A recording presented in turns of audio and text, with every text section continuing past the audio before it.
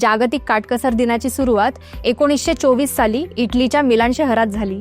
तेव्हा आयोजित करण्यात आलेल्या आंतरराष्ट्रीय बँक परिषदेत जागतिक काटकसर दिन साजरा करण्याचा निर्णय घेतला.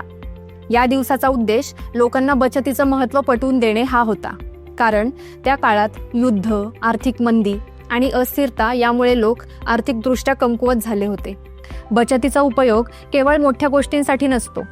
लहान लहान आर्थिक सवयींचा अभ्यास करून आपण आपलं आर्थिक आयुष्य अधिक स्थिर आणि सुरक्षित बनवू शकतो. उदाहरणार्थ, मासिक बजेट तयार करणं, गरजा आणि इच्छांमध्ये फरक करणं, गरजेपुरतीच खरेदी करणं, नियमित बचतीसाठी अल्प गुंतवणूक योजना जसे की SIP, RD इत्यादी वापरणं. हे सगळे उपाय अतिशय साधे वाटले तरी खूप परिणामकारक असतात.